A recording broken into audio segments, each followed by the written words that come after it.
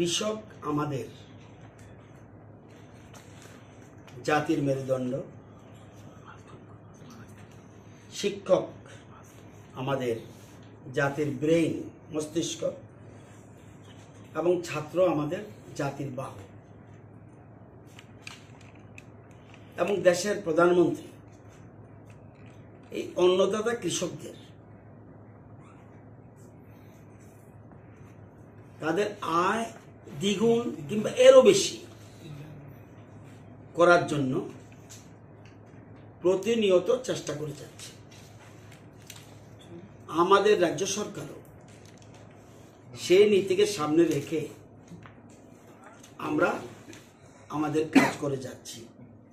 যদিও আমাদের রাজ্যে কৃষি জমির পরিমাণ খুবই কম, আমরা আমাদের রাজ্যে মোট ভূমির পরিমাণ পাহাড় পর্বত নদী নালা স্কুল কলেজ সেক্রেটারিয়েট বিল্ডিং রাস্তাঘাট রেল লাইন যা আছে শহর বন্দর সব কিছু মিলে আমাদের রাজ্যে ভূমির পরিমাণ 60,62,000 কানি। এর মধ্যে আমাদের সেক্রেটারিয়েট বিল্ডিং, আমাদের জাতীয় সড়ক, আমাদের রেল লাইন, আমাদের এয়ারপোর্ট, স্কুল কলেজ বাজার হাট সব কিছু মিলে 60,62,000 কানি। শব্দগুলির অর্থ বুঝতে আমি ইচ্ছা করেই 10,000 স্কোয়ার কিলোমিটার বললাম না, এটা আপনাদের কয়েকজন বুঝতে পারবেন, সবার পক্ষে এই জিনিসটা বোঝা অসুবিধা। এই গুজামিল দিয়ে কাউকে কিছু বলা উচিত না। বাস্তবিকভাবে আমার রাজ্যের সমস্ত মানুষ যাতে বুঝতে পারে এই জন্য আমি কানির হিসাবে বলছি। আপনারা হিসাব করে দেখবেন যে 10,000 স্কোয়ার মিটার যখন আপনি ভাগ করবেন গুনে দেখবেন তখন দেখবেন এটাই বের হচ্ছে 60,62,000 কানির মধ্যে। তারপরে ফরেস্ট ল্যান্ড যা আছে বাদ দিয়ে মাত্র 29 লক্ষ কানিতে আমাদের ফসল হয়। ফসল এবার 29 লক্ষ কানির মধ্যে মাত্র 15 লক্ষ কানিতে আমরা ধান চাষ হয়। ব্যাপারটাকে ভালো করে বুঝতে হবে। মাত্র 15 লক্ষ কানির মধ্যে আমাদের ধান হয়। তো আমাদের ভূমির পরিমাণ কম হলেও এর মধ্যে আমরা 3টা জেলা খাদ্যের স্বয়ম্বর, ধানের স্বয়ম্বর, দক্ষিণ ত্রিপুরা, গোমতী এবং সিপাহী জেলা, এই 3টা আমরা সারপ্লাস প্রোডাকশন করছি। আমাদের খোয়াই এবং ধলাই জেলা প্রায় স্বয়ম্বরের কাছাকাছি এবং উত্তর ত্রিপুরা এবং পশ্চিম ত্রিপুরা একটু আমরা পিছিয়ে আছি। আপনারা জানেন পশ্চিম ত্রিপুরার মধ্যে বিরাট শহর আগরতলা শহর বা আরো অনেক বেশি আমাদের প্রতিষ্ঠান রয়েছে।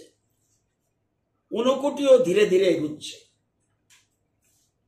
তাহলে আমাদের কৃষকদের যাতে জমি ছেড়ে না আসে, কৃষকদের মাঠে রাখতে হবে। তাদের আমরা অন্নদাতা বলি। যদি কৃষকদের আমরা যদি তাদের আয় দ্বিগুণ বা আরো বেশি না করি তাহলে আমাদের সমস্যা দেখা দিবে এবং রাজ্যে খাদ্য সংকট দেখা দিবে। এসবের সংখ্যা না,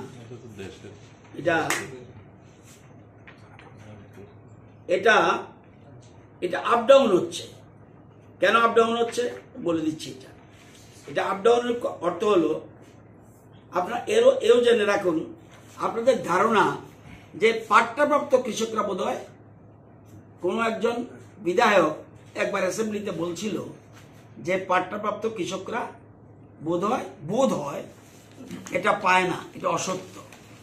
পাট্টাপ্রাপ্ত কৃষকরা আমাদের রাজ্যে 77,143 জন পাট্টাপ্রাপ্ত কৃষক, এই আমাদের পাট্টাপ্রাপ্ত কৃষকরা এই অর্থের পাচ্ছে। কারা কারা পাবে না? কৃষক হলো আমি রতননাথ, কৃষক হলো পাবো না। কেননা পাবে সকল প্রাতিষ্ঠানিক জমির মালিক, এরা পাবে। কৃষক পরিবারের সদস্য তারা পাবে, কিন্তু প্রাক্তন ও বর্তমানে সাংবিধানিক পদাধিকারী, প্রধান, উপপ্রধান, চেয়ারম্যান এরা পাবে না।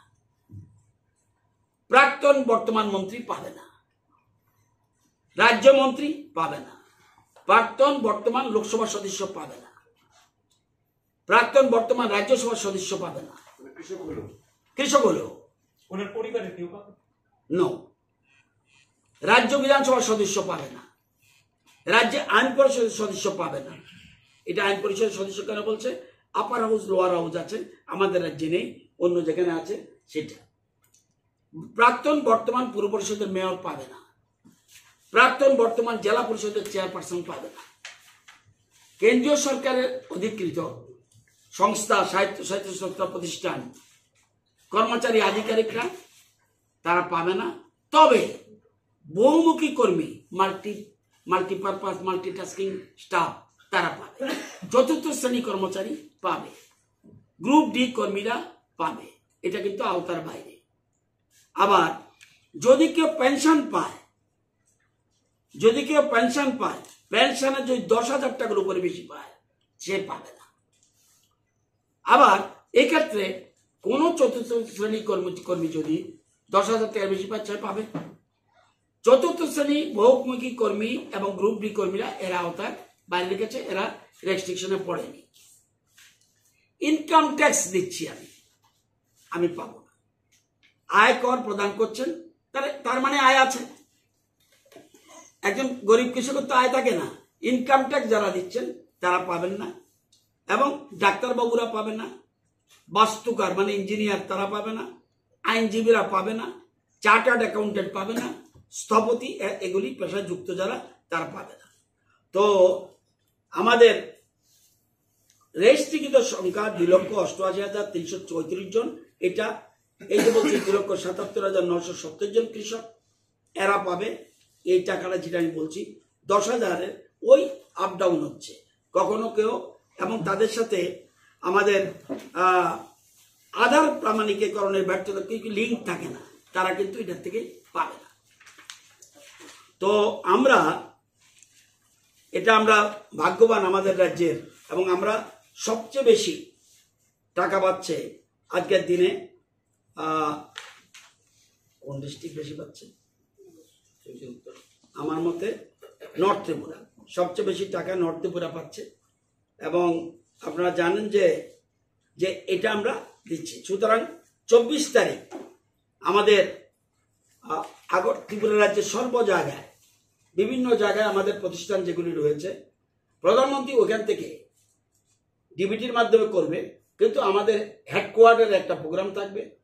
সেখানে আমি যেহেতু স্টেশনে থাকবো না, আমাদের রাজ্য মন্ত্রিসভার সদস্য সুশান্ত চৌধুরী, আমাদের যেখানে এআরডি, আমাদের এডিনগরে যেটা, সেখানে থাকবে। আর আমাদের বিভিন্ন হেডকোয়ার্টারে, ডিডি অফিসে এবং এসএ অফিসে, বিভিন্ন জায়গায় আমাদের কৃষকরা থাকবে, এবং যারা পাবে তারা সেখান থেকে ডিবিটির মাধ্যমে সবাই লক্ষ্য রাখবে প্রধানমন্ত্রী, এবং 1 মিনিটে টাকা তার অ্যাকাউন্টে চলে যাবে।